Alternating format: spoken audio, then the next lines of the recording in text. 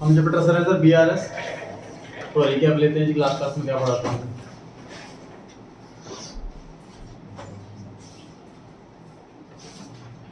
इस कंपनी के अंदर हम अकाउंटेंट की जॉब कर रहे हैं। उस कंपनी के पास रखी होती है कैश बुक, जिसमें उसी कंपनी का अकाउंटेंट रिकॉर्डिंग करता है। इस कंपनी का बैंक अकाउंट जिस बैंक के अंदर खुला हुआ है, फॉर एग्जांपल ICICI बैंक में खुला हुआ है अकाउंट, तो यहाँ बैंक में जो हमें इंफॉर्मेशन मिलेगी वो जिस बुक पर मिलेगी उस बुक का नाम है पासबुक। इसका एक और नाम था, क्या नाम है इसका?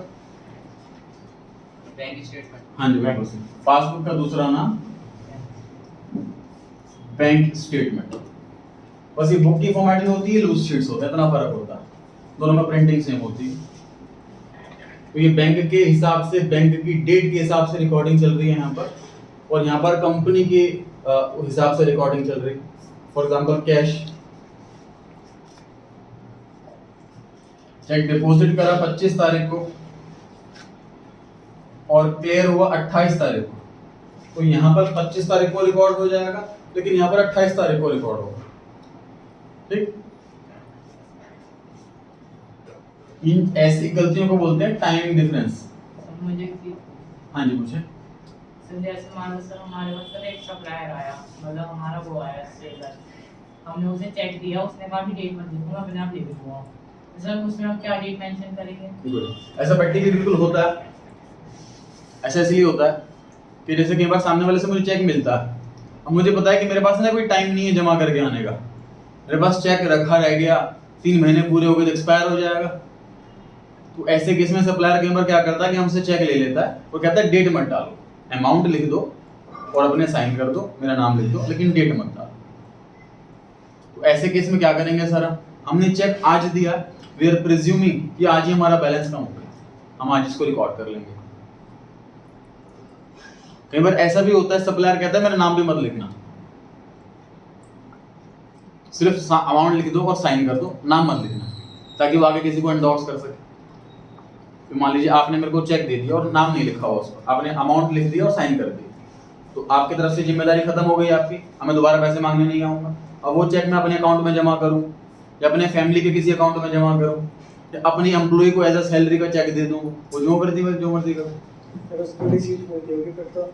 उसको रिसीव, हाँ जब चेक लूंगा मैं इनसे तो रिसीट दूंगा इनको कि आपने मुझे पेमेंट कर दी, आपने मेरे को चेक दे दिया, तो आपकी जिम्मेदारी खत्म हो गई उसमें। लेकिन ये कंडीशन होगी subject to realisation, cheque bounce ना हो जाए तो जिम्मेदारी खत्म नहीं होगी।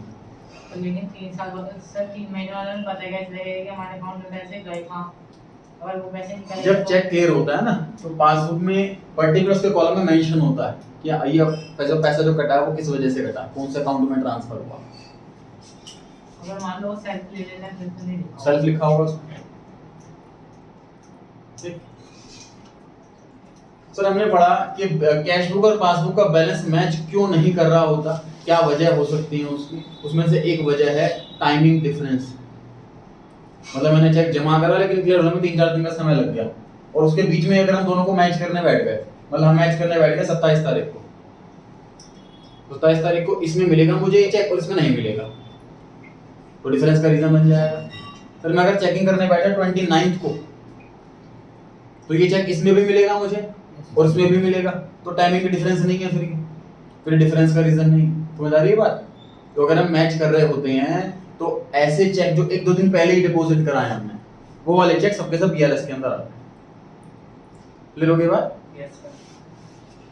चेक डिपॉजिट के साथ साथ चेक इशूड वाला केस भी हो सकता है।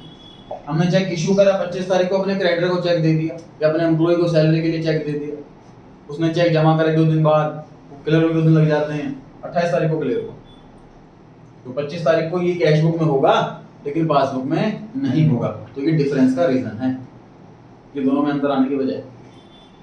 अगर 28 तारीख के बाद में चेक करने बैठना तो दोनों में चेक में दिख जाएगा, तो ये डिफरेंस का रीजन नहीं। समझ आ रही है बात? तो जब मैच कर रहे होते हैं उन दोनों को, तो जस्ट 1-2 दिन पहले जो हमने चेक काटे हैं और जस्ट 1-2 दिन पहले जो चेक जमा कराए हैं, वो सब के सब टाइमिंग डिफरेंस में आ जाएंगे, क्योंकि वो क्लियर नहीं हुए होगा। क्लियर हो गई बात? अभी तो टाइमिंग डिफरेंस वाली कोई एरर नहीं है, ना कैश बुक वाले ने कोई एरर करा ना पासबुक वाले ने कोई एरर करा, तो टाइमिंग की वजह से डिफरेंस आ। ठीक बात है? कैश बुक वाले का एरर, कोई गलत अमाउंट लिख दिया, चेक जमा करा 5,000 का, गलती से लिख दिया 50,000, तो यहाँ पे तो 5,000 ही दिखेगा। जब बैंक में रिकॉर्ड होगा तो बैंक में पास होगा, लेकिन अकाउंट में गलती से 50,000 लिख दिया, तो ये कैश बुक वाले का एरर हो गया। ठीक, समझ आ रही है बात?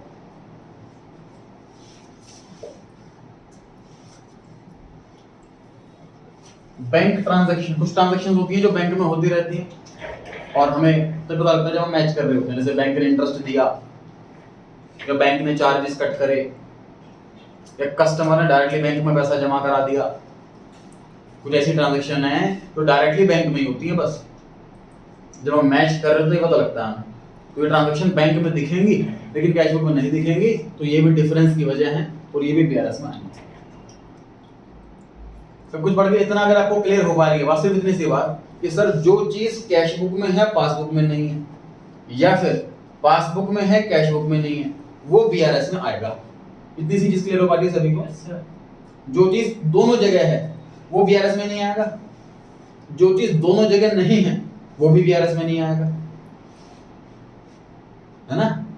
फॉर एग्जांपल मैंने किसी कस्टमर से चेक लिया और अभी तक बैंक में डिपॉजिट नहीं करा और मैंने उसको जर्नल में लिखा हुआ, कैश बुक में नहीं लिखा, जर्नल में लिखा है चेक इन हैंड के नाम से, तो ना कैश बुक में लिखा उस चेक को और बैंक में जमा नहीं कराया, तो पक्की बात है पासबुक में भी नहीं होगा वो, तो वो बीआरएस में नहीं आएगा ना।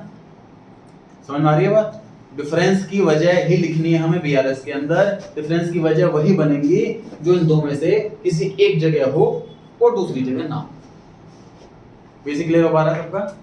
सर जैसे हमके डेली कोई ना कोई कैश आता जाता अमाउंट, कैश अभी हम चेक किए, जैसे कोई चेक दे गया ठीक। या कोई हमारे पास अमाउंट आया उन्हें बैंक में जमा करा दी, लेकिन हम बैंक डेली तो नहीं जाते, कुछ दिन बाद जाते हैं, तो फिर ऐसे तो कुछ चीजें मैच नहीं हो पाएंगी उसी दिन। तो ये कोई एक पर्टिकुलर आइटम बताओ, कैश या चेक?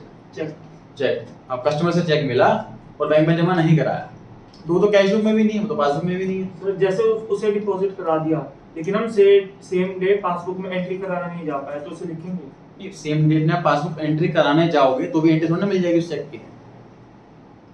अगर मैं आज चेक, मान लीजिए मैं चेक लेके जा रहा हूँ और पासबुक दोनों साथ साथ लेके जा रहा हूँ, मैंने चेक जमा करा दिया और पासबुक में एंट्री करवा रहा हूँ, तो वो चेक नहीं मिलेगा मुझे उस पासबुक में। 2 दिन बाद क्लियर होगा तब देखेगा पासबुक के अंदर। तो तब तक उस टाइम से पहले हम लिखेंगे उसे बीआरएस में, बीआरएस हम जिस डेट पर बना रहे हैं उस डेट की पासबुक और उस डेट की कैश बुक, उन दोनों को मैच कर रहे हैं। मान लीजिए जिस दिन आप चेक जमा करने के लिए गए उसी दिन आप बीआरएस बना रहे हो, तो उस दिन पासबुक के अंदर नहीं आया हो लेकिन कैश बुक के अंदर आ चुका होगा, तो बीआरएस में आएगा। सर मेल नहीं आता बैंक का, अगर कोई ट्रांजैक्शन होती है सब कुछ आता है, तो एसएमएस भी आएगा, ईमेल भी आएगा, सब चीज रिकॉर्ड हो सकती है। लेकिन मैं इसमें डाउट आया था कि स्टूडेंट का, अर्शिद आपने पूछा था शायद कि सर एसएमएस तो आता है, मैंने कहा था बैंक चार्जेस हैं, अब बैंक हमें फोन करके बताएगा नहीं कि बैंक चार्जेस कट गए या बैंक का इंटरेस्ट मिल गया, तो ये पासबुक में रिकॉर्ड होता है, कैश बुक में रिकॉर्ड नहीं होता। तुमका डाउट ये आया था सर एसएमएस तो आता है आपके पास कि बैंक ने इंटरेस्ट इतना दिया या बैंक ने इतने काटे, बैंक का तो एसएमएस आता है। उसका रिप्लाई क्या किया था मैंने कि बैंक का एसएमएस प्रोप्राइटर के पास आएगा, अकाउंटेंट के पास नहीं आएगा। तो हो सकता है कि उसका रोल नहीं है कि वो फॉरवर्ड करता रहे अपने अकाउंटेंट को सारे के सारे अपने बैंक वाले मैसेज। ठीक बात है। देखो जो प्रॉपर एडुकेटेड नहीं है उसको डर भी लगा रहता है, जैसे मैं एसएमएस फॉरवर्ड कर दूं, इसमें कोई इन्फॉर्मेशन मेरी लीक ना हो जाए, अकाउंटेंट पैसे ना निकाल ले। ठीक बात है, तो इसलिए वो हर चीज फॉरवर्ड नहीं करेगा और अपने आप अकाउंट में खुद चेक, वो पता है प्रोप्राइटर क्या सोचता है कि भाई मैं क्यों बताऊं उसको, वो अपने सब सारे रिकॉर्डिंग रखे, मैं क्रॉस चेक करूंगा कि हाँ मेरे पास एसएमएस आया था, ये इसकी कैश बुक में लिखा है नहीं लिखा, नहीं लिखा तो डांटूंगा इसको क्यों नहीं लिखा हुआ। लेकिन वो तो बताया ही नहीं, तो उसका काम है ना वो कि वो बैंक रेगुलर जाए और पासबुक से एंट्रीज रिकॉर्ड करे, मैच करे, ये भी उसका काम रेगुलर है। ठीक बात है। हाँ जी, सर मेल भी तो हो सकती है, मेल एसएमएस और ईमेल दोनों आते हैं। सर अकाउंटेंट को मेल नहीं दे सकते हम? मैं क्यों फॉरवर्ड करें, उसको सारी इन्फॉर्मेशन होती है बैंक की, रिस्क नहीं है हालांकि फॉरवर्ड करने में, लेकिन मैं कह रहा हूँ प्रोप्राइटर को रिस्क रहता है लेकिन मैं बैंक की इन्फॉर्मेशन कैसे फॉरवर्ड कर दूं किसी को, क्या पता उसके अंदर कोई अकाउंट नंबर कुछ भी, इसमें आईडी पासवर्ड मिल जाए उसको।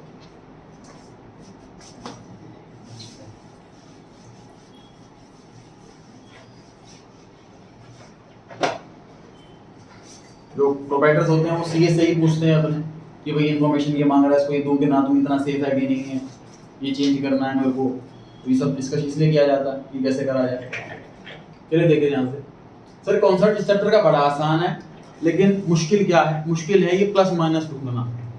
ये कंफ्यूजन रहती है इसके अंदर कि सर कोई आइटम प्लस करनी है या कोई आइटम माइनस करनी है, तो ये पल्ले नहीं पड़ती कि कब प्लस करना है कब माइनस करना है। एमसीक्यू के क्वेश्चन में यही आना है बस, आपको कैश बुक का बैलेंस दे दिया जाएगा, एक ट्रांजैक्शन दे दी जाएगी और आपसे ये पूछा जाएगा कि इसको प्लस करना है कि माइनस करना है। बस ये प्लस माइनस सीख लिया आपने तो 99% चैप्टर कंप्लीट हो गया।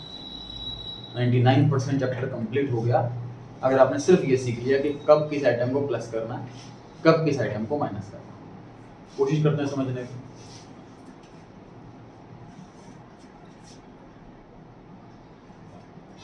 सिंपल सी बात सोचिए सर, अगर देखो दोनों में डिफरेंस देखो, एक पे मैं बताता तरीका, एक तो होता है कि एक पेज पे मैं सारे डिफरेंस के रीजन लिख दूं कि ये डिफरेंसेस है, लेकिन वो डिफरेंस कंप्लीट है कि नहीं है इससे ये बात पता नहीं लगेगी। इसलिए हम क्या करते हैं कि स्टार्टिंग पॉइंट में हम कैश बुक का बैलेंस लिख देते हैं। सर मेरी कैश बुक में 3 लाख रुपए का बैलेंस आ रहा है और पासबुक में 2 लाख का बैलेंस आ रहा है, मतलब जो डिफरेंस के रीजन है वो टोटल 1 लाख रुपए के। तो जितने भी डिफरेंस के एरर हैं, चाहे वो टाइमिंग डिफरेंस हो, चाहे कैश बुक वाले से गलती हो गई हो, चाहे पासबुक वाले से गलती हो गई हो, चाहे कोई बैंक की ट्रांजैक्शन हो जो कैश बुक वाले ने नहीं लिखी, कुछ भी वजह हो सकती है, -50,000 प्लस 1.5 लाख, ये सब कुछ करता रहूंगा और जैसे ही पासबुक के बैलेंस के बराबर पहुंच जाएगा कैश बुक का बैलेंस, तो तसल्ली हो जाएगी कि अब और कोई एरर नहीं बचा हो। इसलिए हम सिर्फ मिस्टेक एक पेज पर लिखने की बजाय इस फॉर्मेट से काम करते हैं कि स्टार्टिंग में हमने कैश बुक का बैलेंस लिखा, उसके बाद जो भी डिफरेंसेस के रीजन हमको ऐड या लेस करते रहते हैं और वो एट द एंड पासबुक के बैलेंस के बराबर पहुंच जाता है। तो कैश बुक पासबुक मैच हो जाए, अगर हम 4-5 काम कर लें तो ये प्रूव हो गया कि और कोई मिस्टेक नहीं। अब बस कौन से आइटम प्लस कौन से आइटम माइनस करनी है यहाँ माइंड लगा समझने की कोशिश करें सर कि मुझे यहाँ पर कैश बुक के बैलेंस में प्लस माइनस करके इसको पासबुक के बराबर लेकर के आना। तो समझ लीजिए कि मैं कैश बुक हूँ और मुझे पासबुक बनना, तो जैसे जैसे पासबुक है मैं वैसे वैसे काम करूंगा। अगर पासबुक बढ़ रही है तो मैं भी खुद को भी बढ़ा लूंगा, अगर पासबुक कम हो रही है तो मैं खुद को भी कम कर लूंगा, क्योंकि कैश बुक को पासबुक बनना। समझ आ रही है बात? अगर कैश बुक में कोई चीज बढ़ी हुई है और वहां नहीं बढ़ी हुई तो मैं कैश बुक को घटा लूंगा। पहले समझो कि सर मैं कैश बुक हूं और मुझे पासबुक बनना, तो जो पासबुक जैसा पासबुक करेगी वैसे ही मैं करूंगा, तभी तो बनूंगा पासबुक। अगर पासबुक में कोई चीज प्लस हो रही है तो मैं अपने पास भी प्लस कर दूंगा, अगर पासबुक में कोई चीज माइनस हो रही है तो मैं अपने पास भी माइनस कर दूंगा। इतनी चीज क्लियर हो पा रही है? एग्जांपल देखो जी,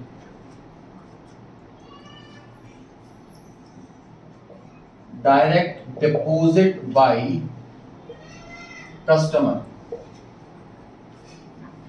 माइंड लगाओ सर, प्लस होना चाहिए माइनस होना चाहिए। कस्टमर ने डायरेक्टली मेरे बैंक में पैसे जमा कर दिए तो मेरी पासबुक बढ़ गई होगी। मैं कैश बुक हूं, मुझे पासबुक बनना है तो मैं प्लस कर दूंगा तो बराबर पहुंच जाऊंगा उसके, तो ये आंसर प्लस हो गया, खत्म। इजी है और समझते हैं। बैंक चार्जेस 500, बैंक ने चार्जेस काट लिए मतलब बैंक में माइनस हो गया। मैं कैश बुक हूं, मुझे पासबुक बनना है तो मैं भी माइनस कर लूं, बराबर हो जाए, आंसर माइनस आ गया। इतना सिंपल।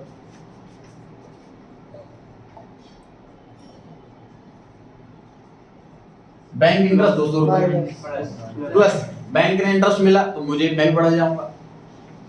सर ये कहां पता लग रहा है कि बैंक ने इंटरेस्ट काटा है या बैंक ने इंटरेस्ट दिया है?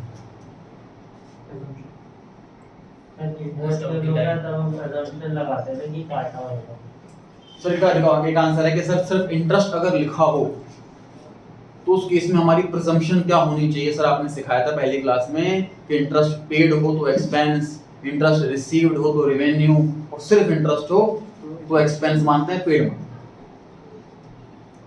प्रिजम्पशन कब होती है? जब क्वेश्चन में इंफॉर्मेशन मिसिंग। अब ध्यान से देखना, एक होता है इंफॉर्मेशन का मिसिंग होना, एक होता है इंफॉर्मेशन की सिर्फ हिंट होना। प्रिजम्पशन तब लगाते हैं जब कहीं से कहीं तक कोई इंफॉर्मेशन नहीं, तब प्रिजम्पशन लगती है। अगर थोड़ी बहुत भी हिंट है तो हमें उस हिंट के बेस पर आंसर देना होगा। हिंट कैसी? सर मान लीजिए क्वेश्चन में लिखा है कि कैश बुक का 5 लाख बैलेंस है और पासबुक का 6 लाख बैलेंस है, तो डिफरेंस का रीजन है, उसके लिए हम बीआरएस बना रहे हैं। क्वेश्चन में कैश बुक का बैलेंस 5 लाख लिखा है, कुछ भी मेंशन नहीं है, तो ओवरड्राफ्ट तो नहीं मानोगे इसको, नॉर्मल बैलेंस मानोगे। इसको भी ओवरड्राफ्ट तो नहीं मानोगे, नॉर्मल बैलेंस मानोगे। अब मतलब मेरा पैसा बैंक में पड़ा हुआ है 6 लाख, तो बैंक मुझसे इंटरेस्ट क्यों काटेगा? बैंक मुझे इंटरेस्ट देगा। समझ आ रही है बात? अगर बैंक बैलेंस लिखा हुआ है 6 लाख रुपए, मतलब मेरा खुद का पैसा बैंक में जमा है 6 लाख रुपए, तो मैं बैंक को इंटरेस्ट क्यों दूंगा? लोन पे तो इंटरेस्ट दूंगा। मतलब ये ओवरड्राफ्ट होता, क्वेश्चन में लिखा होता ओवरड्राफ्ट 6 लाख, उसका मतलब मैंने बैंक से फालतू पैसा निकाल रखा है, अब मुझसे बैंक इंटरेस्ट चार्ज करे। ठीक है, तो मतलब सर इस चैप्टर में जब भी बैंक इंटरेस्ट दिख जाए तो पेड माने या रिसीव्ड माने, ये चेक करने के लिए हमें ये चेक करना पड़ेगा कि बैंक बैलेंस है या ओवरड्राफ्ट। अगर क्वेश्चन ओवरड्राफ्ट वाला है तो बैंक इंटरेस्ट काटा होगा, बैंक में माइनस हुआ होगा। अगर क्वेश्चन पॉजिटिव बैलेंस वाला है तो बैंक इंटरेस्ट दिया होगा। समझ में आ गई बात? तो ये प्रिजम्पशन यहाँ क्यों नहीं लगी? क्योंकि यहाँ पे हिंट अवेलेबल है। क्वेश्चन कह रहा है कि 6 लाख का बैंक बैलेंस है हमारा, तो हमारा पैसा बैंक में पड़ा है, तो हम इंटरेस्ट क्यों देंगे भाई बैंक को? ठीक बात है। सर सिक्योरिटी चार्जेस भी जाते होंगे फिर? तो सिक्योरिटी चार्जेस किस बात के बताओ? सर तुम्हारा पैसा जमा उसकी सिक्योरिटी भी तो होती होगी ना कुछ? मैं पैसा भी दूं सिक्योरिटी भी दूं, लोन लूंगा तो सिक्योरिटी दूंगा ना भाई। मैं बैंक में अगर पैसा जमा करने जा रहा हूं तो क्या बात की सिक्योरिटी दूंगा? सिक्योरिटी तो बल्कि बैंक से मांगूंगा मैं। आप पैसा लेके तो नहीं भाग जाओगे, है कि नहीं? अगर मैं बैंक से लोन मांग रहा हूं तो बैंक को डर रहेगा ना कि बंदा वापस करेगा कि नहीं करेगा, तो बैंक सिक्योरिटी मांगेगा मुझसे। अगर मैं अपना ही पैसा बैंक में जमा कर रहा हूं तो मैं सिक्योरिटी क्यों दूंगा? ठीक है, चलिए सर।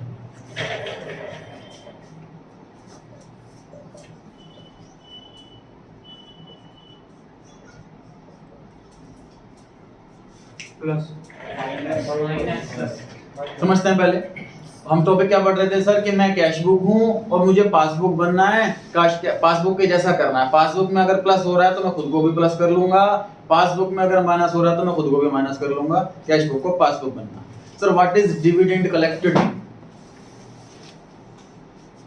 डिविडेंड जब कंपनी का साल कंप्लीट हो जाता है, एक पूरा ईयर कंप्लीट हो जाता है, तो एंड में अपने प्रॉफिट को वो डिवाइड कर देती है अपने शेयर होल्डर्स के पास, उसको डिविडेंड कहते हैं। मतलब कंपनी का जब साल कंप्लीट होता है तो प्रॉफिट कैलकुलेट किया जाता है कंपनी का, और जितना भी प्रॉफिट होता है वो सारे के सारे शेयर होल्डर्स के अंदर बांट दिया जाता है। तो मैंने किसी कंपनी के शेयर्स खरीदे हुए हैं तो मुझे उस पर डिविडेंड कलेक्ट हो रहा है, डिविडेंड मिल रहा है मेरे को, तो मैं वहाँ पर ना मैं कंपनी में जाऊँगा डिविडेंड लेने के लिए, ना कंपनी कोई एम्प्लॉय मेरे घर पर आएगा पैसे देने के लिए, मैं वहाँ पर अपना अकाउंट नंबर लिखवाई जाऊँगा जो कंपनी का शेयर्स खरीदूंगा। तो जैसे ही डिविडेंड आएगा वो सीधा मेरे बैंक अकाउंट में जमा हो जाएगा। तो मेरे बैंक में प्लस हुआ है कि माइनस हुआ है? प्लस हुआ। अब मैं कैश बुक वाला क्या करूं? प्लस कर लूंगा। क्लियर है बिल्कुल अच्छे से? तो ये बिल्कुल अच्छे से क्लियर हो गई सर बात कि जो भी ट्रांजैक्शन बैंक में हुई हो, जो भी ट्रांजैक्शन बैंक में हुई हो, मुझे खुद को कॉपी पेस्ट कर लेना, बिल्कुल सेम कर लेना। बैंक में अगर प्लस हुआ है तो मैं भी प्लस कर लूंगा, बैंक में माइनस हुआ है तो मैं भी माइनस कर लूंगा। यहाँ तक बिल्कुल अच्छे से क्लियर है? हाँ जी, सर सीडी और पासबुक हमें गिवन होंगे, कैश बुक और पासबुक। क्या कह रहे हो? सर कैश बुक और पासबुक का अमाउंट हमें गिवन होगा। हाँ गिवन होगा। बाई चांस नहीं भी गिवन तो नेगेटिव नहीं पॉजिटिव सोचते हैं, बैंक बैलेंस होगा ऐसा ही प्रिज्यूम किया जाएगा।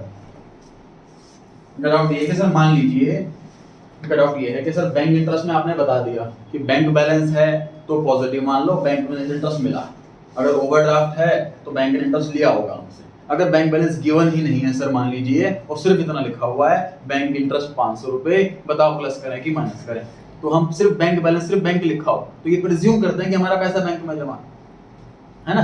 बैंक की जो प्रिजम्पशन होती है ओवरड्राफ्ट की नहीं होती, नॉर्मल बैंक बैलेंस की होती है।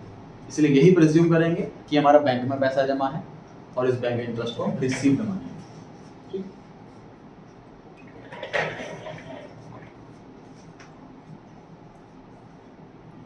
दूसरा हमने सीख लिया कि अगर यहाँ प्लस हुआ है तो इसको भी देखते हुए हम यहाँ प्लस कर लेंगे। अगर पासबुक में कुछ माइनस हुआ है तो इसी को देखते हुए हम यहाँ भी माइनस कर लेंगे। ये हमने डिस्कस कर ली वो ट्रांजैक्शन जो सिर्फ बैंक में हुई हैं, सिर्फ पासबुक में हुई हैं और कैश बुक में नहीं। अब हम ट्रांजैक्शन चर्चा करते हैं जो सिर्फ कैश बुक में हुई हैं, पासबुक में नहीं। सर मैं कैश बुक हूं, मुझे पासबुक बनना। अगर मेरे अंदर कोई ऐसी चीजें हैं जो पासबुक के अंदर नहीं है तो मुझे वो चीज हटानी पड़ेगी। अगर कोई चीज प्लस हो चुकी है तो उसको हटाऊंगा, मतलब माइनस करूंगा तो हटेगी। अगर कोई चीज माइनस हो चुकी है उसको प्लस करूंगा तो हटेगी। एक छोटी सी माइंड में हमारे कंफ्यूजन होती है कि सर कोई चीज हटानी हो तो माइनस करते हैं, नहीं, कोई चीज हटानी हो तो उसको रिवर्स करते हैं। मतलब कोई आइटम अगर मेरे प्लान में प्लस हो चुकी है उसको हटाने के लिए माइनस करूंगा। अगर कोई चीज मेरे में से माइनस हो चुकी है तो उसको हटाने के लिए प्लस करूंगा। ये चीज क्लिक हो पा रही है कि नहीं हो पा रही?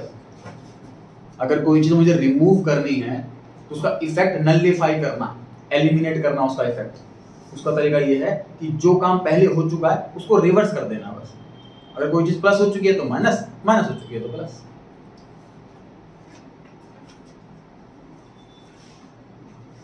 Check deposited but not clear.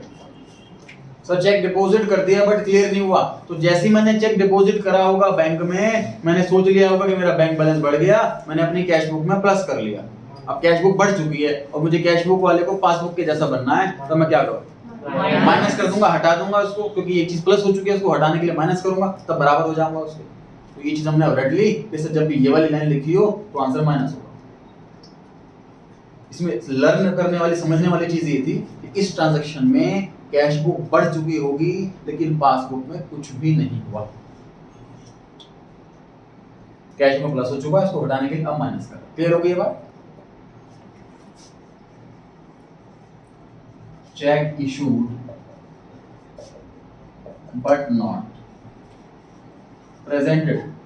Sir मैंने अपने क्रेडिटर को चेक काट करके दे दिया और आज ही कैश बुक में से अपना बैंक बैलेंस घटा लिया, ये मानते हुए कि मेरा आज ही बैंक बैलेंस कम हो जाएगा, ये पर्सन आज ही बैंक में चेक जमा कर देगा, लेकिन उसने अब तक चेक में जमा ही नहीं करा बैंक में। तो मैं अपनी कैश बुक में से ऑलरेडी माइनस कर चुका हूं और मुझे कैश बुक वाले को पासबुक जैसा बनना है, क्या करूं? प्लस कर लूंगा। रिवर्स करना है, सिंपल सी बात है सर, मेरे में से कुछ प्लस हो चुका है तो माइनस, माइनस हो चुका है तो प्लस, रिवर्स करना है कैश बुक वाले। एक चीज और, ट्रांजैक्शन पढ़ के आप ये माइंड लगा पा रहे हैं कि नहीं कि ये कहां रिकॉर्ड हो चुकी होगी, कैश बुक में या पासबुक में? ये माइंड लगा पा रहे हैं आप?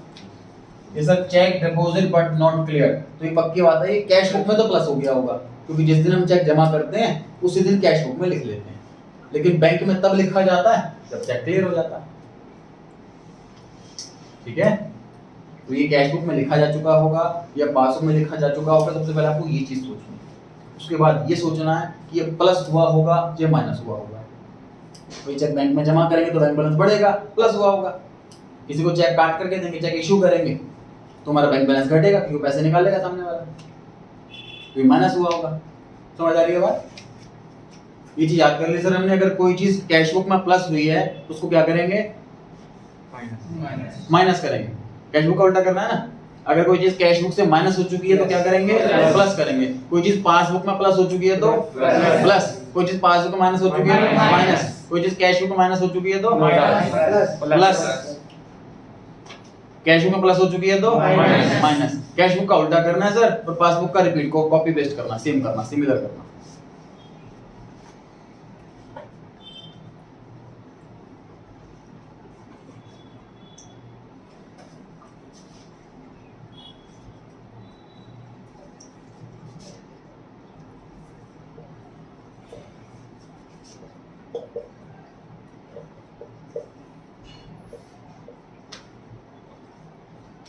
माइनस। फिर किसी से मुझे कैश रिसीव हुआ लेकिन गलती से मैंने उसको बैंक कॉलम में लिख दिया। मुझे करना क्या चाहिए था? कैश बुक में ही लिखना चाहिए था, लेकिन कैश वाले कॉलम में लिखना चाहिए था क्योंकि कैश रिसीव हुआ है। अकाउंटेंट ने गलती से उसे बैंक कॉलम में लिख दिया। तो बताइए मैं कैश बुक वाला हूं तो मेरे पास क्या हो चुका है? प्लस हो चुका, माइनस हो चुका? प्लस हो चुका, क्योंकि अगर कैश रिसीव हुआ है ना ये, तो पक्की बात है डेबिट साइड में लिखा होगा, है ना। तो मैंने गलती से कैश बढ़ाने की बजाय गलती से मैंने बैंक बढ़ा दिया अपनी कैश बुक के अंदर। ये गलती से कैश बुक में प्लस हो गया। अब क्या करूं? माइनस कर देंगे तो ठीक हो जाएगा, आंसर माइनस हो जाएगा। क्लियर हो गई बात? पर लेकिन वो तो हमने बैंक में कर दिया था ना प्लस, तो बैंक में से तो प्लस माइनस हो नहीं सकता, तो हम कैश बुक में प्लस करेंगे ना उसको। कैश बुक ऑलरेडी प्लस हो चुका है, कैश कॉलम में क्या है? दोबारा पूछो। हमने सर जैसे मैंने कहा सर बैंक में कर दिया हमने बैंक में जमा नहीं करे पैसे, सर प्लस कर दिया ना हमने। हमने गलती से कैश बुक में मतलब इधर की जगह दफा दो बराबर में लिख दिया गलती से। सर हम कैश बुक में कर देंगे ना सर, प्लस दोनों एक पर आए। कैश बुक तो ऑलरेडी प्लस हो चुकी है ना दोस्त। तो कैश कॉलम कहना चाह रहे हैं कुछ है। देखिए कैश कॉलम बैंक कॉलम और ये कैश कॉलम बैंक कॉलम। मुझे 5000 रुपये रिसीव हुए कैश, तो मुझे ये करना चाहिए था, बट मैंने ये करने की बजाय गलती से यहाँ लिख दिया। ये गलती हो गई मेरे से। अगर आपको जो रेक्टिफिकेशन ऑफ एरर्स को ठीक करना है तो मैं इसको यहाँ लिखूंगा ताकि इसका इफेक्ट खत्म हो जाए, और फिर यहाँ लिखूंगा। ये पढ़ेंगे हम रेक्टिफिकेशन ऑफ एरर्स चैप्टर के अंदर, टर्म 2, वो इस चैप्टर में नहीं है। इस चैप्टर में ये है कि बैंक कॉलम गलती से बढ़ गया है, अब उसको ठीक करने के लिए घटाना पड़ेगा, इसलिए आंसर माइनस। ठीक है जी। बैंक कॉलम में डेबिट कर दिया मैंने गलती से, नहीं डेबिट करना चाहिए, तो गलती से बैंक बढ़ गया। कैश बुक को मुझे पासबुक बनना है, मैंने अपने में गलती से कुछ ऐड कर लिया, अब मैं खुद में से माइनस करूंगा तो बराबर हो जाएगा उससे। सही है जी।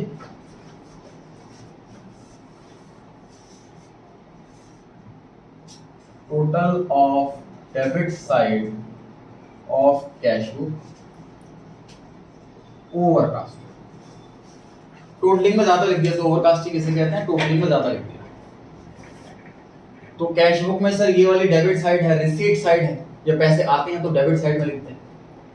टोटल करते टाइम मैंने उसका ज्यादा लिख दिया तो बढ़ गया होगा गलती से वो, मतलब पैसे आए मान लीजिए सिर्फ 1 लाख, मैंने लिख दिया 1.5 लाख रुपए तो ज्यादा लिख दिया, मतलब मैं अपने कैश बुक को गलती से ज्यादा कर दिया। मुझे कैश बुक को पासबुक जैसा बनना है तो मैं माइनस करूंगा तो ठीक हो जाएगा, तो ये माइनस होगा। समझ पा रहे हैं सभी? पक्का?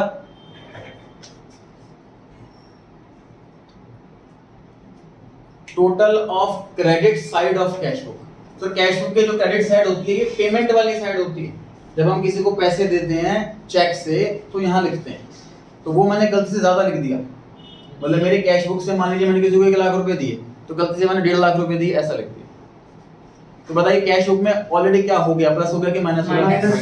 ज्यादा माइनस हो गया ना। कैसे माइनस हो गया सर ज्यादा? तो टोटल मान लीजिए यहाँ का 5 लाख, टोटल यहाँ का मान लीजिए 3 लाख था, तो आंसर मेरा बैलेंस बैंक का 2 लाख बचता।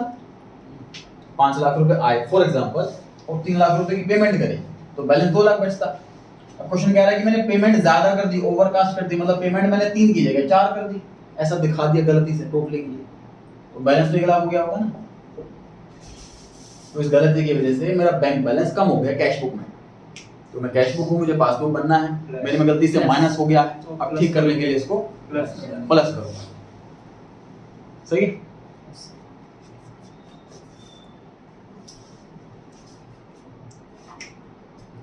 बैंक वालों से भी गलती होती है। बैंक वालों ने गलती से जो मेरी क्रेडिट साइड है वो ओवरकास्ट कर, तो मैं कैश बुक हूं सर, मुझे पासबुक बनना है, जो पासबुक में हो गया होगा मैं भी वही कर लूंगा। बताओ पासबुक में क्या हुआ है?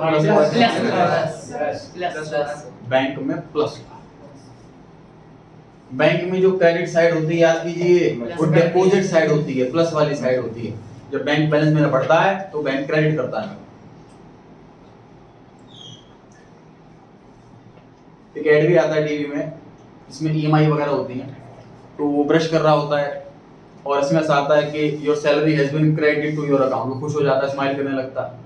फिर अगला इसमें ऐसा आता है कि होम लोन की ईएमआई कट गई, amount has been debited, account पैसा कट गया, तो दुखी हो जाता। फिर अगला इसमें ऐसा आता है कार लोन की ईएमआई कट गई, तो दुखी हो जाता। फिर अगला इसमें ऐसा आता है क्रेडिट कार्ड की ईएमआई कट गई, आपका अकाउंट डेबिट हो गया, तो वो दुखी हो जाता, फिर अकाउंट जीरो हो जाता। तो क्रेडिटेड का मतलब हमारा अकाउंट बढ़ रहा है। जब मेरे अकाउंट में सैलरी आती है तो salary account has been credited to your account. जब बैंक में क्रेडिट होता है तो मेरा बैलेंस बढ़ता है, जब बैंक में डेबिट होता है तो मेरा बैलेंस कम होता है। तो बैंक ने क्रेडिट वाली साइड ज्यादा लिख दी, मतलब डिपॉजिट ज्यादा लिख दिया, मतलब गलती से बैंक बढ़ गया, तो कैश बुक भी बढ़ा लेंगे।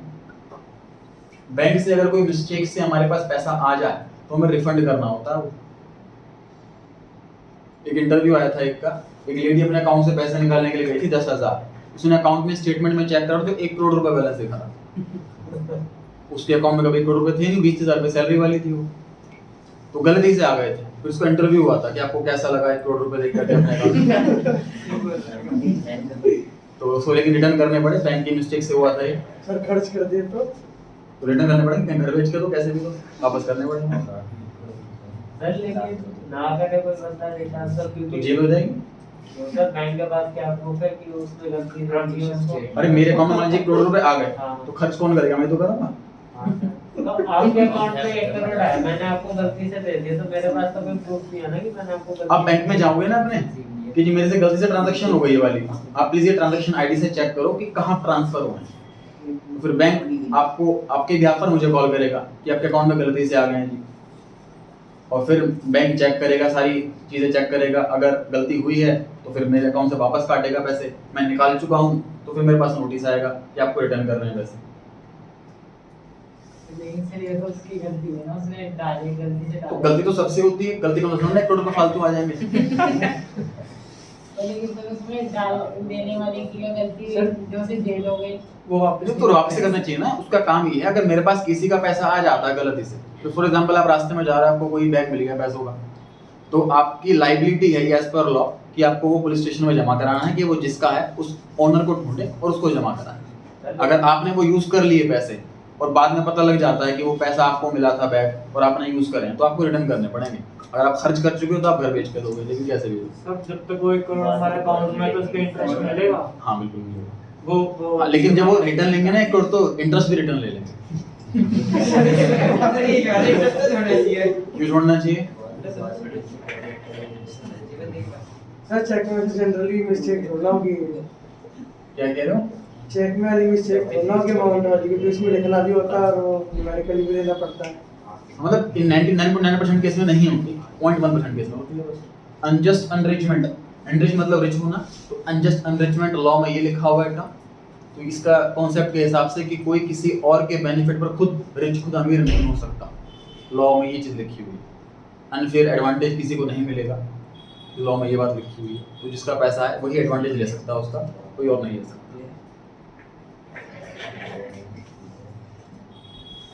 सर जैसे भी आपने को बताया कि मैं बैंक के पास जाऊंगा कि मेरे से गलती से हो गई है, ऐसे सर मैं किसी से कुछ खरीदूं तो भी बैंक के पास जाकर बोल दूं मेरे से गलती से हो गई है, खरीदो मतलब क्या चीज़? मैं किसी से कुछ खरीदूं और बैंक से पेमेंट करूं उसी को जिससे ठीक है। खरीदा, और बैंक को बोल दूं कि मेरे से मैंने गलती से इसको- तो मेरा डाउट ये है सर, मान लीजिए मैं किसी को पेमेंट कर देता हूँ, उससे सामान खरीद लिया, और बैंक से बाद में जाकर के मैं ये कहता हूँ कि मेरे से गलती से ट्रांजैक्शन हो गई और वो रिवर्स कर दीजिए, तो ऐसा नहीं कि मेरे कहने पर ही वो रिवर्स कर देगा। बैंक उस पर्सन से कांटेक्ट करेगा जी आपके अकाउंट में जो पैसे आए हैं तो वो कहाँ से आए हैं आप बताओ, तो सामने वाला बताएगा हाँ जी इस पर्सन को मैंने सामान बेचा था और ये मेरे पास बिल है और वो सामान वो वाले पैसे आए हैं मेरे, उसने प्रूफ कर दिया कि उसके पास पैसे जेन्युइन है, तो बैंक रिटर्न नहीं लेगा। सर उसने बोला कि कैश आया था मेरे पास, तो फिर तो बैंक में कैसे आएगा फिर? नहीं जो बैंक में गया था उसने बोला मैंने तो कैश दिया था, फिर तो आपके अकाउंट से पैसे ट्रांसफर कैसे, उसी अमाउंट के ट्रांसफर कैसे, उसके पास बिल कैसे है? आपने डबल पेमेंट क्यों करी, उसको कैश भी दिया और अकाउंट पे ट्रांसफर करा, सर ऐसे हो क्यों सकता है बिल नकली हो। करा? तो उसकी जेन्युइनिटी पता लगाएंगे। जैसे बिल बुक में ना सीरियल नंबर होता है और हर एक बिल में जीएसटी नंबर होता है, तो जीएसटी से सारी परचेज से लिंक होती है।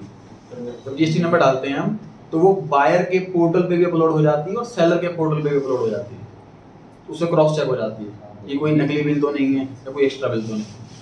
सर तो बैंक फिर चेक करता होगा। डेफिनेटली सारी चेकिंग करने के बाद ही करेगा। चलिए जी क्वेश्चंस पे आ जाएं कुछ।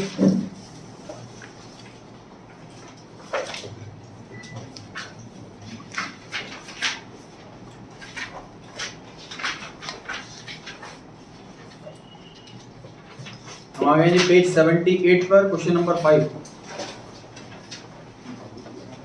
ध्यान रखिए जी मैं कैश बुक हूँ, मुझे पासबुक बनना है। पासबुक में अगर प्लस हो चुका है तो मैं भी प्लस कर दूंगा, पासबुक में माइनस हो चुका है तो मैं भी माइनस कर दूंगा। और मैं कैश बुक हूँ, मुझे पासबुक बनना है, जो मुझ में हो चुका है उसको रिवर्स करना है। अगर मुझ में प्लस हो चुका है तो माइनस, माइनस हो चुका है तो प्लस। क्वेश्चन नंबर 5 में लिखा हुआ है सर कैश बुक में 10,000 का बैलेंस है, check issued but not presented. मुझे बताइए ये सबसे पहले ओरिजिनली कहाँ लिखा होगा, कैश बुक में कि पासबुक में? कैश बुक में लिखा होगा सर, जिस दिन चेक काट के देते हैं हम उसी दिन कैश बुक में लिख देते हैं। मुझे बताइए कैश बुक में ये माइनस हुआ होगा या प्लस हुआ होगा? माइनस हो चुका होगा। जैसे हम चेक काट के देते हैं तो हम ये मान लेते हैं कि सामने वाला हमारे अकाउंट से पैसे निकाल दे। अब मैं क्या करूँ इसको, प्लस अब प्लस कर लूंगा, कैश बुक का उल्टा करना है ना। तो ये 4000 रुपये प्लस होगा सर, मतलब 10,000 तो कैश बुक का बैलेंस है और ये 4,000 मुझे प्लस करना है। अब ये साइन समझ में आ पा रहा है? ये प्लस माइनस कब कैसे करना है? नेक्स्ट लिखा है sir check deposited but not yet collected. मुझे बताइए ओरिजिनली ये कहाँ रिकॉर्ड किया गया होगा? कैश बुक कैश बुक में। तो जिस दिन हम चेक डिपॉजिट करते हैं बैंक में उसी दिन कैश बुक के अंदर लिख ले, ये मानते हुए चेक जल्दी क्लियर हो जाएगा। मैं कैश बुक हूं, मुझ में क्या हो चुका है? प्लस के माइनस? प्लस हो चुका है। अब क्या करूं? माइनस कर देंगे। तो पासबुक का बैलेंस क्या आ रहा होगा सर? सी ऑप्शन आ गया। नोटिंग कर लीजिए इसकी, जो ऑप्शंस के बराबर में जो खाली स्पेस खाली है वहां पर ऐसे नोटिंग कर लीजिए इसकी। मैंने ऑप्शन जानबूझकर एक लाइन में नहीं दे रखे, लाइन इस तरीके से दे रखे हैं ताकि यहाँ जो बराबर खाली स्पेस बच जाए वहां पर नोटिंग कर पाओ कुछ।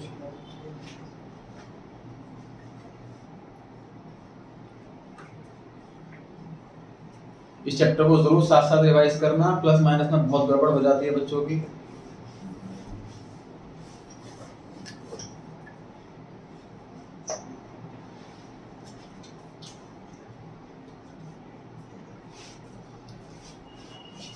कर लिए चलिए 6th क्वेश्चन पढ़ेंगे। 6th question debit balance as पर cash book 2000 rupees. Sir cash book का बैलेंस आ रहा है 2000। डेबिट बैलेंस एक ओवरड्राफ्ट है क्या? No sir. ये डेबिट बैलेंस ओवरड्राफ्ट है क्या? No sir. पॉजिटिव बैलेंस है। चेक डिपॉजिटेड बट ऊपर वाला रिपीट हो रहा है। क्या कहता है डिपॉजिट वाला केस में हमने? माइनस के 100 रुपए।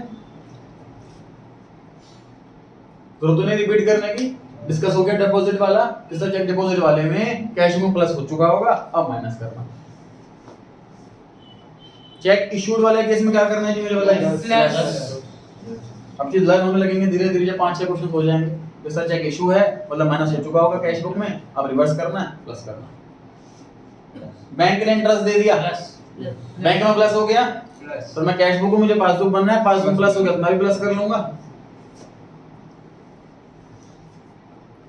बैंक ने डिविडेंड कलेक्ट कर लिया, ये मत सोचना कि बैंक ने हमारे अकाउंट से पैसे काट लिए डिविडेंड कलेक्ट करने के लिए। ये मत सोचना कि हमने किसी कंपनी के शेयर्स खरीदे हुए हैं तो उस कंपनी ने डिविडेंड दिया, हमें पैसे दिए, प्रॉफिट दिया और दैट मेरे बैंक ने कलेक्ट कर लिया उसको हमारे बिहाफ पर, हमारे अकाउंट में पैसे जमा हो गए, बैंक बैलेंस बढ़ गया, बैंक में प्लस हो गया तो मैं कैश बुक वाला भी प्लस कर लूंगा। बताओ जी फटाफट कितना आंसर आ गया? हां जी 2150 डी ऑप्शन।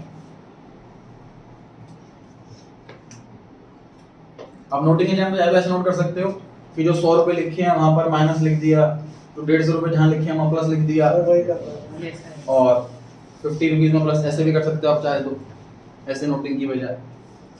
आपको ध्यान रहे एट द एंड की कैसे प्लस माइनस क्या किया। 7th क्वेश्चन पर आ गए सर हम। कैश बुक का बैलेंस दिया हुआ है 5000 रुपीज। चेक इशू क्या करते हैं बताइए? प्लस करते हैं sir. Cheque sent for collection, underline कीजिए, सेंट फॉर कलेक्शन मान लीजिए, डिपॉजिटेड एक ही तो बात है। बैंक में मैंने चेक भेजा कलेक्शन के लिए, तो मैं चेक वही भेजूंगा जो मुझे कस्टमर से मिले हुए हैं, और बैंक में चेक भेजना, ये बैंक में चेक डिपॉजिट करना एक ही तो बात है। तो चेक सेंट फॉर कलेक्शन और चेक डिपॉजिटेड ये एक ही बात है।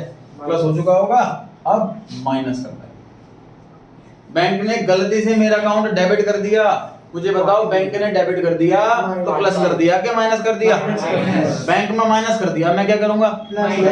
माइनस ही करूंगा। कैश बुक को अगर पासबुक बनना है तो पासबुक वाला ही काम करना पड़ेगा। पासबुक में माइनस हो गया तो कैश बुक वाला भी माइनस कर देगा। बताइए फटाफट से कितना आंसर आ गया?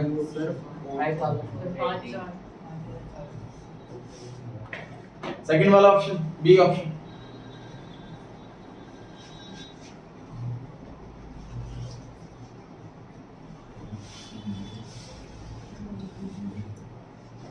रूटिंग आप ऐसे भी कर सकते हो, जैसे चेक इशू लिखा है 2000, और ऐसे कर सकते हो आप कैश बुक में माइनस हो गया होगा इसलिए आप कैश बुक में प्लस करना है। जो अगले वाला चेक है 1500 रुपए, कैश बुक में प्लस हो गया होगा, इसलिए अब कैश बुक से माइनस कर रहा है।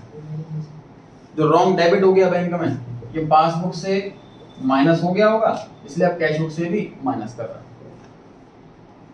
रॉन्ग डेबिट बाय बैंक, ये बैंक से माइनस हो गया होगा, इसलिए कैश बुक से ही माइनस कर रहा है। ऐसे नोट कर सकते हो आप, है ना, किसका पहले इफेक्ट कहाँ पड़ा होगा, उसके अकॉर्डिंग पे सेकंड इफेक्ट कहाँ डालना है। पढ़ेंगे आगे। फेवरेबल बैलेंस मतलब ओवरड्राफ्ट होता है क्या? ओवरड्राफ्ट तो अनफेवरेबल होता है, हमारे फेवर में है मतलब बम्पर लोन नहीं, हमारा खुद का पैसा जमा। तो फेवरेबल बैलेंस है जी 5000 rupees. Debit side of cash book under casted, over का उल्टा अंडर, कि डेबिट साइड की टोटल करते टाइम कैश बुक के डेबिट साइड में जब पैसा आता है तब लिखते हैं, जब बैंक बैलेंस बढ़ता है तब लिखते हैं। तो बैंक जो हमने बढ़ा है, मान लीजिए हमारा बैंक बैलेंस बढ़ा है 50,000 से, लेकिन हमने टोटली में सिर्फ 48 लिखा होगा ना, अंडर कास्ट करके 2000 से 2000 कम लिखे, तो इसकी वजह से कैश बुक में क्या हो गया होगा, आप क्या करो कैश बुक में प्लस 2000, उसी तो कैश बुक से माइनस हो गया, इसलिए कैश बुक प्लस कर लेंगे। Cheque deposit into bank but dishonoured, no entry in the cash book. Sir cheque हमने जमा करा बैंक में, तुरंत हमने कैश बुक बढ़ा ली, वो चेक बैंक में गया, बाउंस हो गया और चेक वापस आ गया, लेकिन कैश बुक वाले कुछ नहीं पता अभी तक, कैश बुक में तो बढ़ा ही हुआ है अभी तक, हम माइनस कर लेंगे। कैश बुक में प्लस, इसलिए कैश बुक में से माइनस, ये वाला हो गया, खत्म। ये क्वेश्चन है कोई कितना आंसर आया पहले वाला ऑप्शन।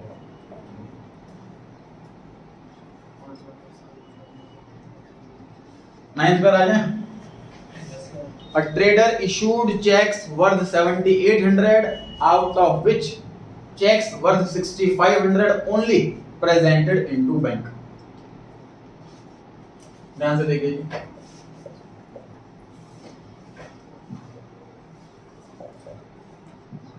टोटल चेक 7,800 के हैं, जिसमें 6,500 वाले अलग लिख दिए मैंने और बाकी बचे 1,300 के अलग लिख दिए। इनके बारे में क्या लिखा हुआ है, ये चेक हमने इशू करे थे और ये प्रेजेंट हो गए, मतलब ये वाले चेक कैश बुक में हैं, ये वाले चेक पासबुक में भी हैं, तो ये बीआरएस में नहीं आएंगे क्योंकि दोनों जगह है। बीआरएस में वही आइटम आती है तो सिर्फ एक जगह हो, समझ आ रही है बात। जिस दिन चेक इशू करा उस दिन कैश बुक में लिख दिया होगा इसको, लेकिन ये वाला चेक तक क्लियर नहीं हुआ, मतलब ये पासबुक में नहीं लिखा हुआ, तो सिर्फ यही बीआरएस में आएगा। वैसे इस क्वेश्चन में अभी तक हम क्या सीख रहे थे, रिवर्स करना या कॉपी पेस्ट करना। इस क्वेश्चन में ये सीख रहे हैं कि इग्नोर करने वाली आइटम भी आ सकती है, ऐसी आइटम भी आ सकती है जो हमें ना प्लस करना ना माइनस करना। ऐसी आइटम कौन सी मिलेगी सर जो हमें ना प्लस करना ना माइनस करना? वो आइटम या तो दोनों जगह है या दोनों जगह ही नहीं है, या तो दोनों जगह है या दोनों जगह ही नहीं है। तो ये जो आइटम है ये दोनों जगह है। जिस दिन चेक इशू करा कैश बुक में लिख दिया, और क्वेश्चन कह रहा है कि चेक प्रेजेंट भी हो गए तो पासबुक में भी लिख दिया, मतलब इनको तो ये तो डिफरेंस के रीजन ही नहीं है, ये बीआरएस में आएंगे। क्वेश्चन कह रहा है कि 7,800 के चेक में से सिर्फ 6,500 के चेक ही प्रेजेंट हुए, इसका मतलब ये चेक प्रेजेंट नहीं हुए, ये पासबुक में नहीं है, ये सिर्फ कैश बुक में, तो ये बीआरएस में आएगा। इस बार तो पहले तो अमाउंट पे चर्चा कर रहे हैं, ये अमाउंट कौन सा लेना है तीनों में से, सिर्फ और सिर्फ 1,300 लेना। ये बात क्लियर हो गई। अब साइन पर बात करते हैं, प्लस के माइनस। जब चेक इशू करा तो कैश बुक में क्या करा होगा हमने, माइनस करा होगा। एक बोलता plus plus plus plus plus, पहाड़ों में बैठे हुए हैं, आवाज गूंज रही। कैश बुक में क्या करते हैं जब हम चेक किसी को इशू करते हैं, जब हम चेक इशू करते हैं इसका मतलब हम किसी को पेमेंट कर रहे हैं और हम उसे चेक काट कर दे रहे हैं कि मेरे बैंक से पैसे निकाले, ये तो मतलब होता है इसका। तो बैंक से माइनस कर लिया ना हमने कैश बुक में, कैश बुक से हमने माइनस कर लिया। अब कैश बुक में क्या करूंगे, पासबुक के बराबर हो जाएगा, प्लस कर, तो 1,300 रुपीज प्लस होना। तो इस क्वेश्चन में पूछा हुआ है कि बताओ अमाउंट कितना ऐड होना है। देखो कितना अच्छा भला क्वेश्चन है, इसमें पहले बता रखा है कि ऐड होना, तो हमें साइन में दिमाग नहीं लगाना, तो अमाउंट में दिमाग लगाना। ए ऑप्शन क्लियर हो गई जी बात। यहाँ पर ये चार्ट नोट करेंगे आप लोग, ऐसे टिक लगाएंगे और ऐसे टिक और क्रॉस लगाएंगे, ये नोट करेंगे आप।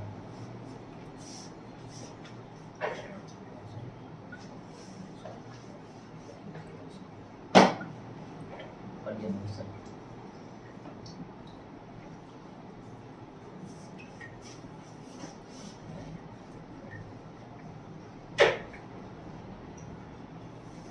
टेंथ पढ़े जिसने पढ़ लिया?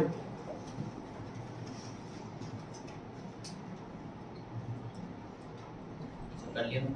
टेंथ कर लीजिए।